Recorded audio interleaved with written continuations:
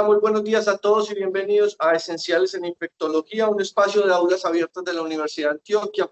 El día de hoy nos acompaña el doctor Alberto Alzate, quien es residente del tercer año de Medicina Interna de la Universidad de Antioquia y con quien vamos a discutir acerca de la aspergilosis pulmonar invasiva, una infección emergente en diferentes unidades de cuidado intensivo, en unidades hematológicas y de alta dependencia, en donde debemos hacer énfasis no solo en la creciente epidemiología, sino también en las formas de diagnóstico que tenemos disponibles en nuestro medio y, por supuesto, muy importante, en las opciones terapéuticas que tenemos para ofrecerle a nuestros pacientes. Los dejo entonces con el doctor Alzate y bienvenidos.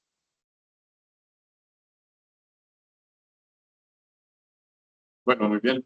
Buenos días a todos. Entonces, como comentaba el propio Cataño, vamos a hablar pues, de aspergilosis pulmonar invasiva. Traigo pues un derrotero que es la importancia del tema, un poco respecto a la biología, algunos datos de epidemiología, diagnóstico y tratamiento. Entonces, siempre me gusta pues como empezar por qué es importante la aspergilosis pulmonar. Pues un martes a las 7 de la mañana y la vez pasada entonces vamos a hablar de una alta incidencia. Entonces hablamos que en pacientes hematológicos esta incidencia ha venido aumentando, cada vez en los pacientes con diferentes causas de inmunosupresión, no solamente malignidades hematológicas, sino pacientes con biológicos, esteroides, etc. Entonces, por ejemplo, en pacientes hematológicos, hablábamos de eso, pues, de malignidad hematológica, cáncer, una incidencia global, digamos, a ver que varía mucho, del 5 al 10% de pacientes. Esto es en realidad muy alto. Hablamos también de mortalidad. Y es que a pesar de un diagnóstico oportuno, un tratamiento precoz, la aspergilosis pulmonar invasiva, de una mortalidad que no ha variado mucho en los últimos 25 años, que es alrededor del 30%, y eso lo vemos en estudios, sobre todo aleatorizados, entre 2012 y 2016, habían pasado prácticamente 15 años, y la mortalidad seguía siendo muy estacionaria, variaba entre 28 y 32% en estos estudios. Por supuesto, en la pacientes con cáncer, son pacientes con neutropenia persistentes, que lo que hace es prolongar el tiempo de la quimioterapia, lo que va a aumentar costos y va a aumentar la mortalidad indirecta asociada en la quimioterapia. Importante, entonces hablamos de aspergilosis pulmonar invasiva, y este es un espectro de la aspergilosis. Técnicamente, pues la aspergilosis podría causar enfermedad en cualquier órgano del sistema pues, corporal. Sin embargo, en el pulmón, el tracto respiratorio inferior, es más del 88% de los casos. Por eso pues, estamos hablando de aspergilosis pulmonar invasiva como la manifestación más grave de la enfermedad, con una muy alta mortalidad. Obviamente eso depende si nos vemos afectados, digamos que enfrentados o no a estos pacientes hematológicos, pero probablemente vamos a estar en algún momento frente a un caso de aspergilosis pulmonar. Entonces, esta es un poco la importancia del tema. Ahora hablemos de algunos aspectos básicos de la biología, pues la micología del ojo. Entonces, hablamos del género Aspergillus. Hay más de 250 especies, pero hay 20 especies que tienen una relevancia clínica. De esas 5 son, bueno, 4, vamos a hablar entonces de Bubigatus, que es de lejos el más común en la clínica, con alrededor del 60% de los casos. Luego le sigue Flavus, representa, vamos a ver que mucho menos, solamente entre el 10 al 15% de los casos. Y luego le sigue Terrus indiger, con alrededor del 5% de los casos cada uno. Y también alrededor del 5 al 8% de los casos. El género Aspergillus tiene varias características muy importantes que vamos a poner acá. Primero, que es único o es cosmopolita. Está en la mayoría de superficies y en materias pues, de la naturaleza. Entonces es único también. Es saprofítico y es en agua, tierra y aire. Se encuentra en materiales en descomposición, sobre todo en plantas.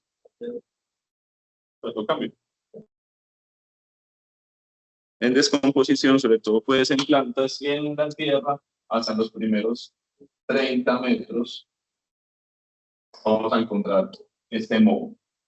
Otras características muy importantes, entonces estamos dando que es un moho hialino septado.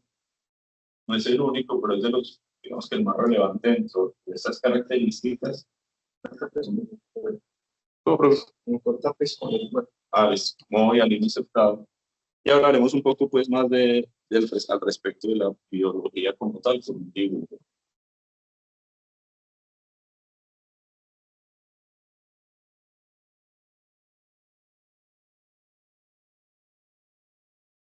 Entonces, aquí vamos a hacer una gráfica con una representación para que nos ayude también a entender un poco al respecto de la fisiopatología.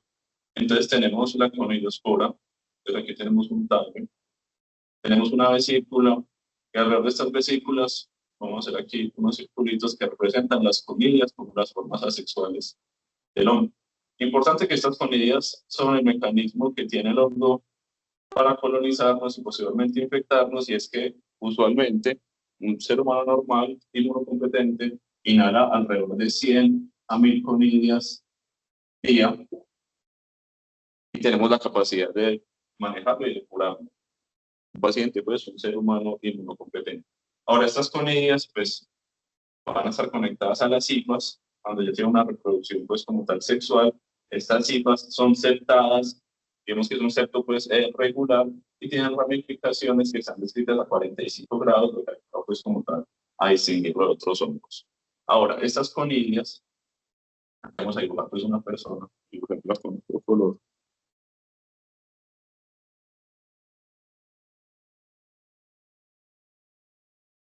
Esto es una persona con salto superior e inferior, que es lo que nos importa en este caso.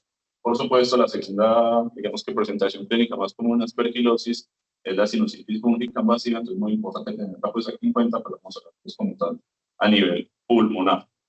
Entonces lo que son las conillas están protegidas, bien alrededor de 35 micras. Importante que esta variación del tamaño se asocia con que fumigatus es, digamos, el más común porque tiene un tamaño más pequeño y tiene esa capacidad de llegar a los alvéolos. Esas conillas están protegidas por unas proteínas que llaman rodetes y por otra capa de melanina. ¿Qué es lo que pasa? Esas conillas protegidas por los rodetes y la melanina pues son inhaladas, digamos que normalmente de 100 a 1000, y llegan a nuestro tracto respiratorio superior e inferior. Estos rodetes y esta melanina las protegen de la respuesta pues inmune. Y es que en la conilla están los polisacáridos, que sería el galactoma nano, el alfa y el beta 1 de glucano, entre otros. Ahora, estos son los que montan la respuesta inmune, pero las rodetes y la melanina es los que lo protegen de ser pues fagocitados. Tenemos varios mecanismos de defensa para que las conillas luego se conviertan en linfas. Hay varios mecanismos pues, de defensa. Uno de los principales es el barrero ciliar, es que todos sabemos que tenemos un epitelio ciliar en pacientes inmunocompetentes y sin alteraciones anatómicas, como por ejemplo fibrosis quística, entre otras, pues tienen la capacidad de actuar estas conillas. Ahora, alrededor de 37 grados es lo que se necesita para pasar de conillas a hifas, y el tiempo es alrededor de 8 horas hasta 3 días. En un paciente inmunocomprometido, sobre todo con un compromiso de la inmunidad innata, y es que los macrófagos alveolares y los polimorfonucleares alveolares son las principales células que se encargan de fagocitar estas conillas y de manejar como tal la respuesta inmune. Ahora, un paciente que tenga un compromiso de la inmunidad innata va a tener por las cifras, aquí son las cifras las que se encargan de hacer un daño en el tejido e infectarnos, va a tener lo que característicamente está descrito en la aspergilosis, que es angioinvasión, va a tener impactos pulmonares y necrosis del tejido. Ahora, esta ya no se encuentra en el 33% de los casos a nivel pues, histopatológico. Entonces vemos cómo hay diferentes mecanismos en la fisiopatología, tanto en la respuesta inmune de los pelos como tal del hongo, que nos explican pues como tal la infección. Pero entonces hablamos que usualmente somos portadores, estamos colonizados por el aspergillus, y se requieren algunos factores de riesgo para desarrollar la infección. Vamos a hablar de los más importantes, y es que definitivamente el más relevante es la neutropenia. Entonces, tener un recuento de menos de 500 nucleares, y muy importante acá, por más de 7 días, es el principal factor de riesgo para desarrollar aspergillosis pulmonar invasiva, pero hay otros factores de riesgo no asociados como tal a la neutropenia, que es la exposición a algunos medicamentos, por ejemplo, esteroides. También se ha descrito el anti-TNF-alfa, TNF. Y lo que hablábamos la vez pasada de neutropenia febril, hay algunos quimioterapéuticos que también tienen mayor riesgo de aspergillosis que el usual. Aquí tenemos el ibrutinib, el venetoclax, algunos análogos de purinas, como la fludarabina. Y por supuesto hay otros factores de riesgo, digamos que dentro de las comorbilidades de los PDL, entonces un paciente que tenga alguna alteración anatómica, como por ejemplo EPOC, fibrosis quística, que tiene más riesgo de aspergillosis pulmonar, pacientes con comorbilidades hepáticas y renales, psicosis o terapia de reemplazo renal, pacientes hematológicos que desarrollan algún grado de alteración pues, en la respuesta inmune, y esto lo es muy común en los pacientes con enfermedades de infarto con grado de hiperregulación del sistema inmune, y también pues, expuestos a esteroides. En estos pacientes también, sobre todo en los pacientes con trasplante de médula ósea, vamos a hablar de la infección por citomegalovirus como otro factor de riesgo por esa desregulación inmune, y ya vamos a hablar un poco de qué patologías, tanto hematológicas como no hematológicas, se asocian con la aspergillosis pulmonar.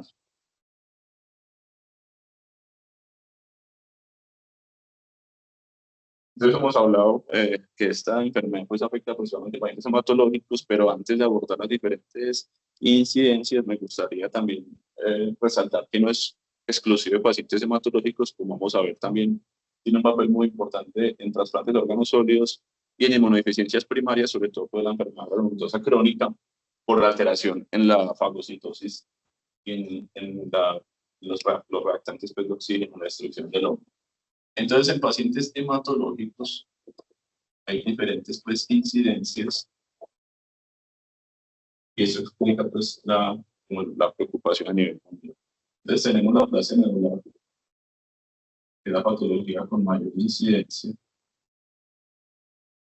que va entre el 12 al 14% de pacientes desarrolla aspergillosis pulmonar. Luego le sigue la leucemia de aguda, que va entre el 10 al 12%. Luego le sigue el síndrome mielodisplásico,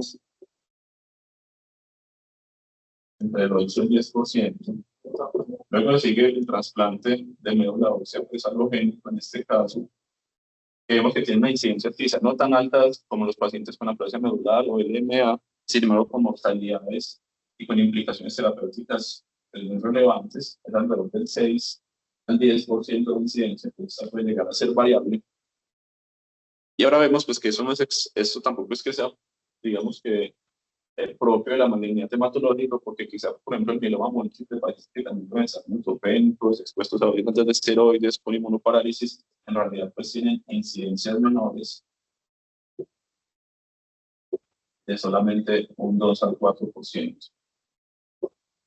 Ahora, importante aquí con el trasplante de médula ósea, que hay dos picos, una representación pues bimodal de la incidencia de aspergillosis pulmonar.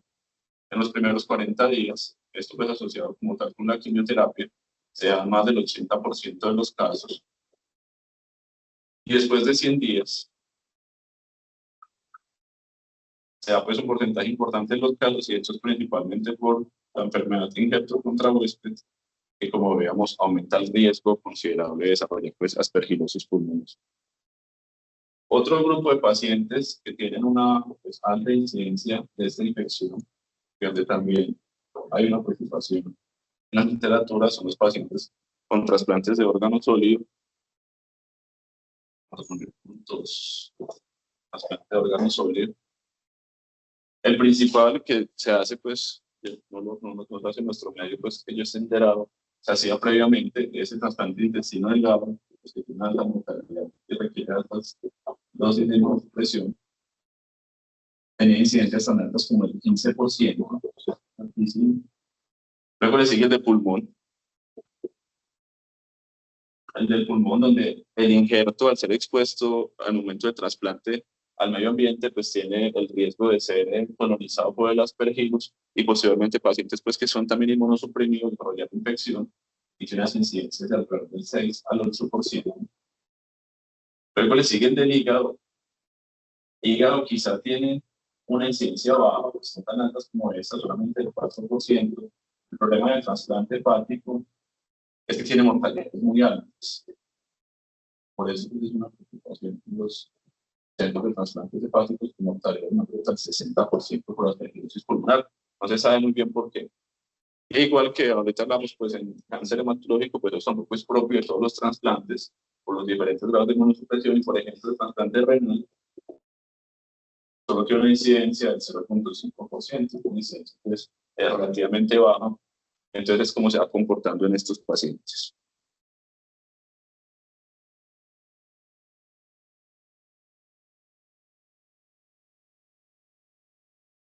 Y aquí pues voy a anotar las otras inmunodeficiencias que se asocian como tal a las poliomielitis pulmonar. Entonces, la inmunodeficiencia primaria está la enfermedad granulosa crónica. Y es que estos pacientes, hasta más del 40% de las neumonías que les dan a estos pacientes en las primeras 2 décadas de vida es por aspergillus. E inclusive tiene una indicación de profilaxis primaria. Algo interesante es que uno usualmente no escucha que los pacientes con SIDA desarrollen pues aspergillosis, y es que nos ha encontrado pues como una patología principal en los pacientes con SIDA, principalmente por alteración en el sistema inmune pues adaptativo que tienen estos pacientes con SIDA, y que tienen pues otras infecciones oportunistas más frecuentes que se adelantan como tal a la aspergillosis.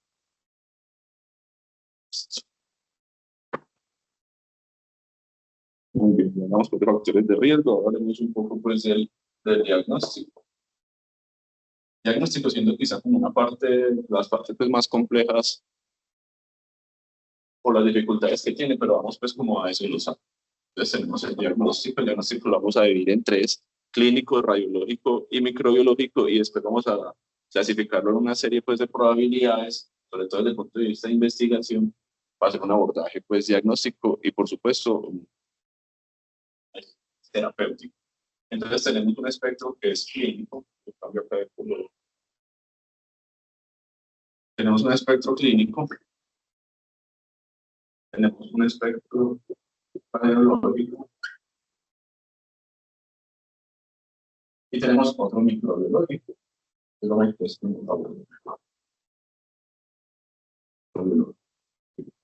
Entonces, el clínico partimos de un huésped que tiene factores de riesgo.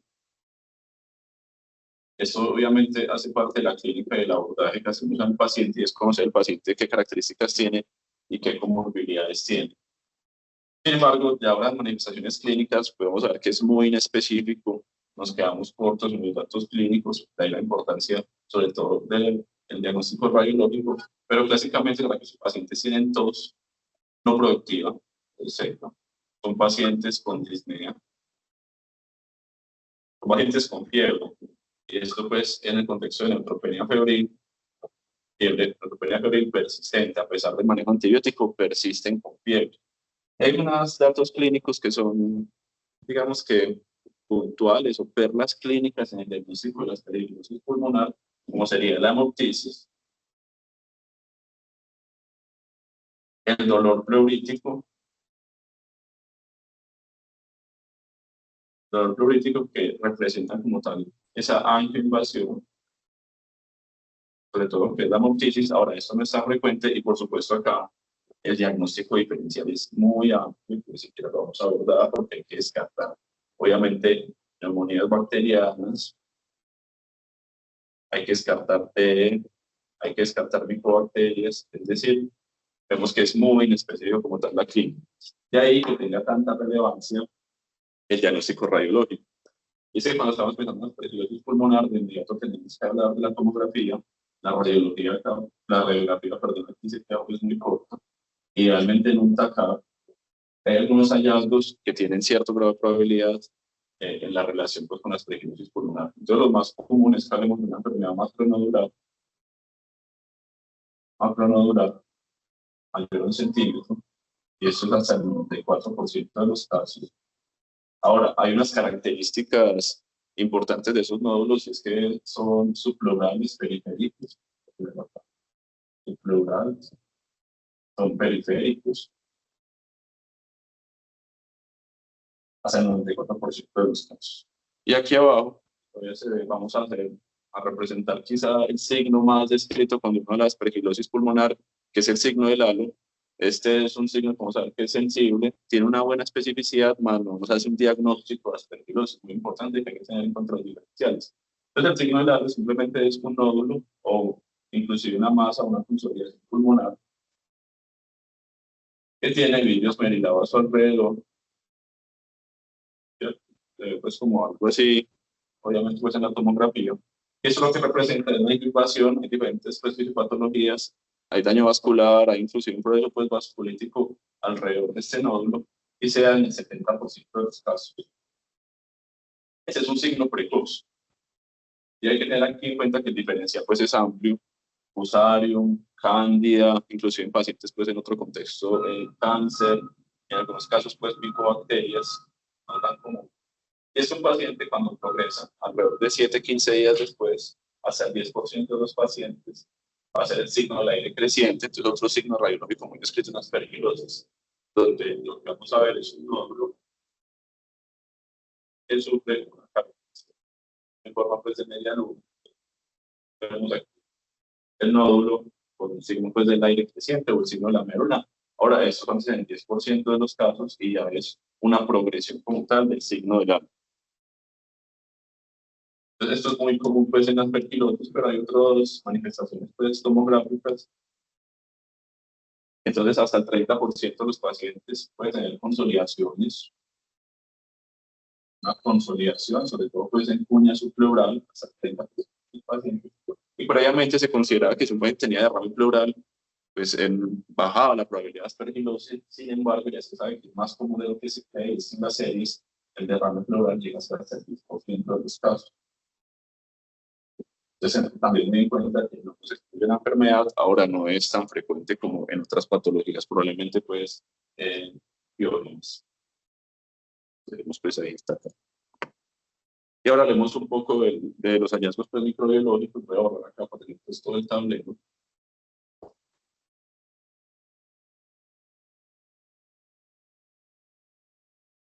Entonces, como ya vamos pues ahorita a hablar un poco de las diferentes probabilidades diagnósticas de aspergilosis, tenemos que partir de que el diagnóstico confirmado, el diagnóstico certero es difícil, sobre todo porque requerimos una biopsia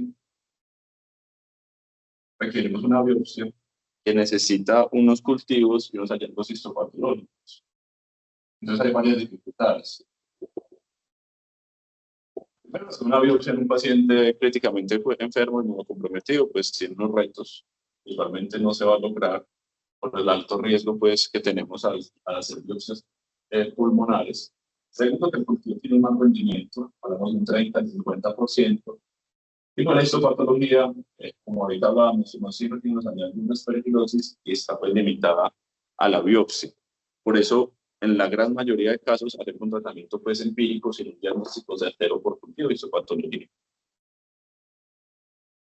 Es importante acá que hay pacientes que requieren cultivo, sobre todo en pacientes donde estemos preocupados, y eso es de cada centro, con altas tasas pues, de resistencia a soles. Por eso las guías siguen manifestando que es paciente que se le puede hacer una biopsia pulmonar y digamos que deberíamos intentarlo por lo menos. Sobre todo que no tenga una respuesta clínica o que tengamos pues, una duda clínica importante. Entonces hay hallazgos microbiológicos indirectos de los que vamos a hablar ahora, que son indirectos. Pues directos es lo que hablábamos al principio. E indirectos, el principal es el polisacárido, que es el galactomanal. Y es que ya pues hay varias décadas de experiencia con el galactomanal y tenemos, digamos, un conocimiento amplio de su rendimiento diagnóstico. Entonces, principalmente hablamos del suelo y el lavado bronquial. Entonces, el suelo y el lavado bronquial, pero que se podría hacer el galactomannan, esto es por ELISA, en cualquier muestra estética. Entonces, en suelo tenemos un punto de corte de 0.5, unas sensibilidades que varían según la probabilidad por test, pero a nivel pues, global, unas sensibilidades que van del 75 al 85%, y unas especificidades que son buenas, que son entre el 80 y el 90%. Ahora, por supuesto, esto va a depender de algunos factores. Entonces, por ejemplo, un paciente con trasplante de médula ósea que tiene una probabilidad pretest muy alta, pues estamos hablando de la sensibilidad más alta, la especificidad más alta. Sin embargo, hay que tener en cuenta que cada vez tenemos mayor uso de la profilaxis para aspergillus, sobre todo en pacientes pues, con trasplante de médula ósea, y esa profilaxis para aspergillus disminuye la sensibilidad a un 60%, que tenerlo pues, en cuenta. Y también cuando uno habla del galactomannan en suelo, tenemos que hablar como tal de los falsos positivos, y eso se sabe ampliamente en literatura, toda la práctica clínica, no sé qué, no lo alcanza a ver. Entonces, el piptazo previamente se había descrito como una causa de falso positivo, todavía está en literatura, pero se sabe que su importancia es menor y se asocia más a unos lotes genéricos en Estados Unidos. Ahora hay estudios recientes que han estudiado el piptazo como una causa de falsos positivos, que en realidad no es tan frecuente, entonces esto ha bajado.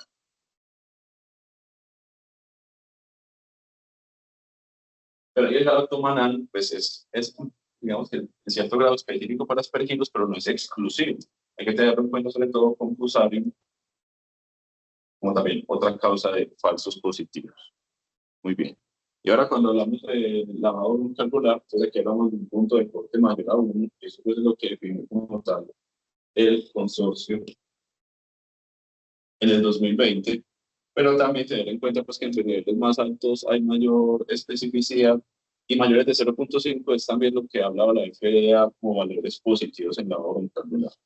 La sensibilidad aquí es menor, es una sensibilidad que va del 40 al 60%, por unas especificidades también muy buenas, que van entre el 80 al 90%. Entonces, todo paciente con fiebre persistente en contexto de neutropenia febril malignidad hematológica, donde sospechemos aspergilosis pulmonar, deberíamos realizar pruebas en suero y en lavado bronquial para el diagnóstico como tal indirecto a través del galactomannan, una aspergilosis pulmonar. Listo. Y ahora haremos un poco del beta-glucano.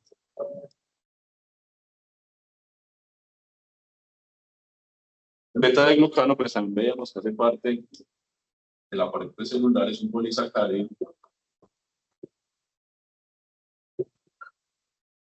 ¿Qué pasa? Tiene una muy buena sensibilidad, pero una muy mala especificidad, si es que sabemos que no es propio del aspergillus, pues en realidad pues, está en Candida, Fusarium, Mycoplasma, Crypto, es decir, una buena sensibilidad, pero una muy baja especificidad.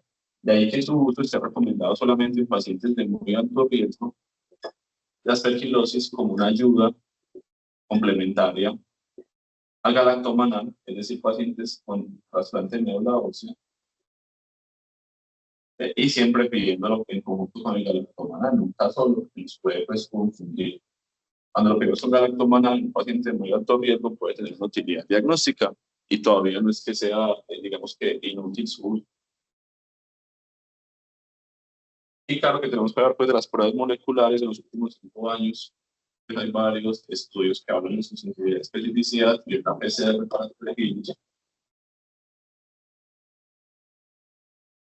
Desde el 2020 ya también pues, el Consorcio Europeo lo clasificó como un criterio micológico que apoya o que nos ayuda a diagnosticar la aspergilosis pulmonar invasiva, unas sensibilidades muy buenas, que son mayores del 80%, las especificidades que son alrededor del 95%. ¿Dónde lo vamos a pedir si lo tuviéramos pues, disponible? Tener en cuenta acá que tiene pues, alto riesgo de contaminación, requiere un manejo muy juicioso de las muestras.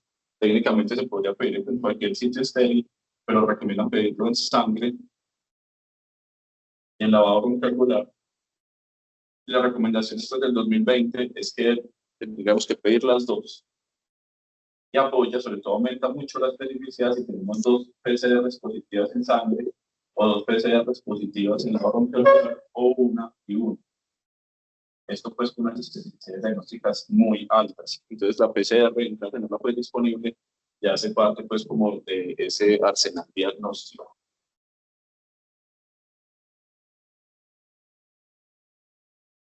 Bueno, y olvidado pues también con el beta de glucano que hay unos riesgos de falsos positivos y de la contaminación con inmunoglobulina intravenosa, albúmina, transfusiones, sobre todo pues como saben las bolsas que llevan estos componentes. Entonces hay mucho riesgo pues como con la contaminación y la interpretación del beta de glucano.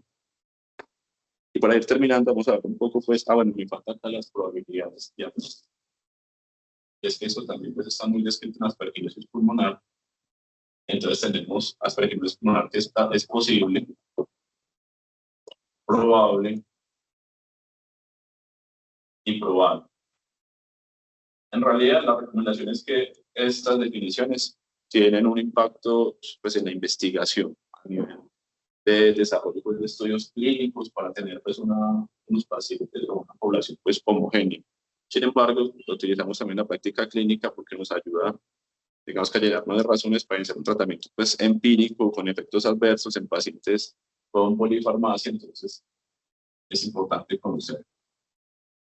Es posible cuando tenemos unos factores de riesgo propios del huésped, ¿sí? Y también, eso es muy importante acá, qué paciente tenemos, neutropénico, malignidad hematológica, en trasplante, trasplante de órganos sólidos, etcétera, más unos hallazgos clínicos. Y cuando ellos hablan de hallazgos clínicos, pues también hablan o hacen mención acá a la radiología. Solamente con estos dos positivos ya tenemos una aspergillosis pulmonar invasiva posible, y que es una indicación para iniciar el tratamiento empírico en un paciente que tenga sobre todo factores de riesgo. Ahora, probable es cuando tenemos estos dos, vamos a hablar de los microbiológicos indirectos. Entonces aquí está el galactomannan, aquí está el beta de glucano, o recientemente aquí también tenemos las células moleculares, que todavía hacen parte de la definición de probable. Y probada, cuando ya teníamos lo que ahorita hablamos con ese gol estándar, que es un cultivo o es un aislamiento de aspergillus en un sitio estéril, más unos hallazgos histopatológicos concordantes con la aspergillosis pulmonar invasiva, es decir, con la invasiva. Eso pues también es muy importante, y aquí me olvidaba pues poner que podemos encontrar hifas y harinas aceptadas en las tinciones de paz y de plata metenamina, que son las que tienen pues utilidad para visualizar estas cifras. Recordemos que no son las únicas cifras de harinas aceptadas, y esto pues lo podemos ver entonces también como un hallazgo microbiológico indirecto, pero igual en campos un cultivo que por sí va a tener bajo rendimiento. Entonces la gran mayoría de casos para tratamientos son posibles o probables.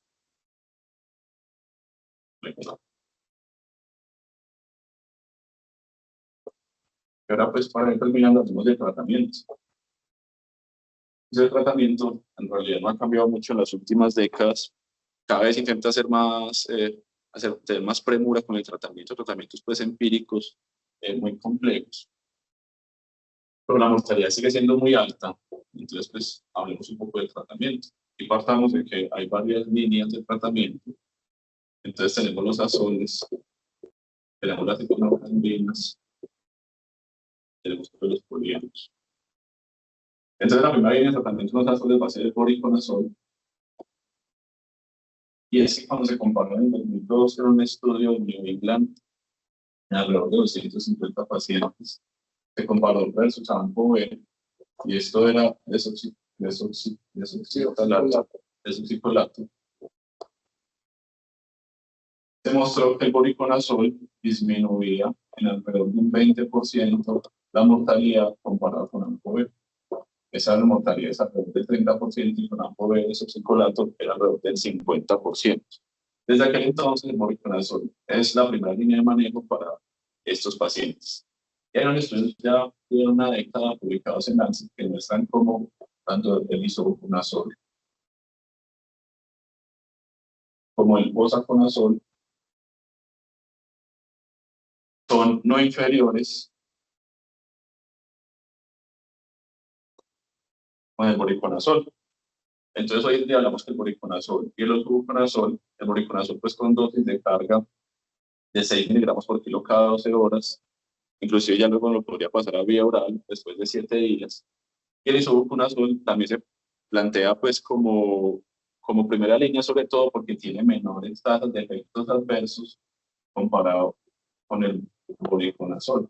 De ahí pues su utilidad. Y también se ha planteado con menores interacciones con medicamentos que el voriconazol.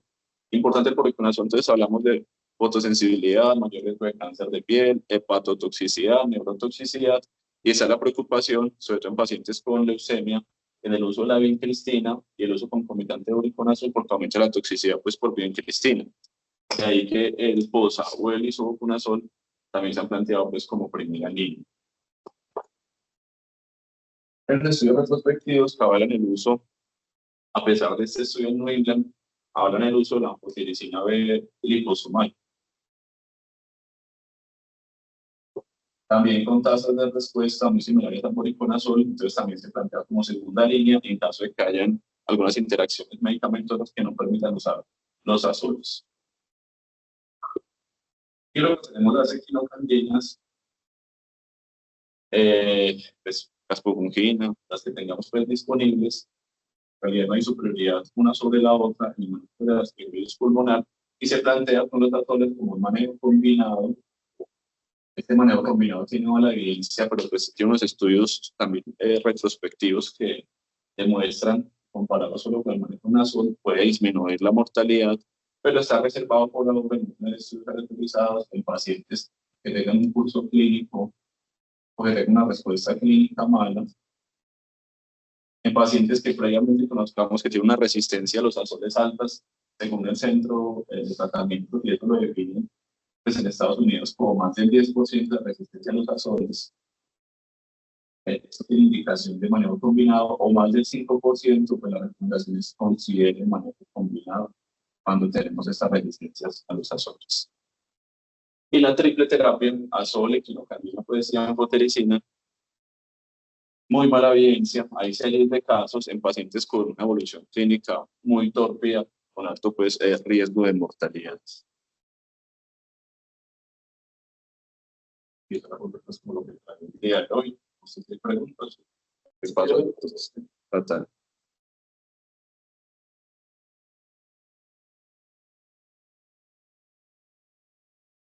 Muy bien, vamos a terminar con unas pequeñas acotaciones que tienen no que ver directamente con la aspergilosis pulmonar invasiva, sino con otra forma más frecuente de aspergilosis pulmonar, que es el fungus ball o la bola de hongos. En estos casos es muy importante considerar que en nuestro medio tenemos muchos pacientes con tuberculosis desarrollan cavitaciones, usualmente son cavitaciones apicales. Entonces el paciente recibe su tratamiento para tuberculosis, se cura la tuberculosis, pero queda esta secuela cavitaria en los pulmones. Posteriormente, y como ya les mencionaba Alberto, el paciente inhala las conidias y empieza a desarrollar lesiones intracavitarias.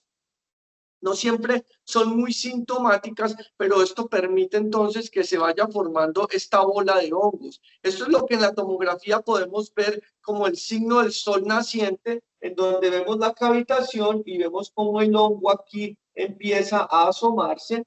El paciente usualmente no tiene muchos síntomas, pero desarrolla este tipo de lesiones que van progresando en el tiempo. Y entonces aquí hay una diferenciación importante. Una cosa es tener una bola de hongos que no invade el tejido pulmonar y otra cosa es cuando esta misma bola de hongos ya incluye una invasión, una angioinvasión del tejido pulmonar, en donde la cavitación inicial, que era una lesión cicatricial, empieza a aumentar de tamaño y empieza entonces usted a presentar una angioinvasión con necrosis del tejido adyacente. Y estas son dos entidades que, aunque son similares en su fisiopatogenia, son totalmente diferentes en la forma en que se deben manejar. Este paciente que tiene solamente la bola de hongos, el manejo es quirúrgico. Este paciente no requiere voriconazol, isavuconazol o ningún otro azol, mucho menos anfotericina. El tratamiento de este tipo de entidad, de esta aspergilosis pulmonar no invasiva o bola de hongos, es quirúrgico. Entonces, en estos pacientes se indica que él sea llevado a cirugía para la lobectomía, la resección de la caverna, y con esto el paciente se cura. Pero es muy importante que usted le recuerde al cirujano de tórax que realice el procedimiento que necesitamos que resequen la parte alrededor y que el patólogo le informe, al igual que como en las neoplasias, que tiene bordes libres y que no hay angioinvasión, porque aunque macroscópicamente no se vea, si microscópicamente hay angioinvasión, ese paciente sí requiere tratamiento durante más o menos 3 meses con voriconazol o con cualquiera de los otros azoles, posaconazol o isavuconazol, que son los que tenemos disponibles en nuestro medio. Entonces, muy importante, hay que determinar si esta bola de hongos tiene o no tiene angioinvasión, porque entonces pasamos de hablar de una bola de hongos a una aspergilosis pulmonar invasiva, y esta diferenciación solo se hace desde la microbiología. Lo otro que debemos tener en cuenta es que muchos pacientes en nuestro medio con EPOC están colonizados con aspergillus. Entonces, usted tiene un paciente con EPOC, le hace un lavado broncoalveolar y le toma una muestra de galactomannan y le da positiva, digamos que le da 1.5.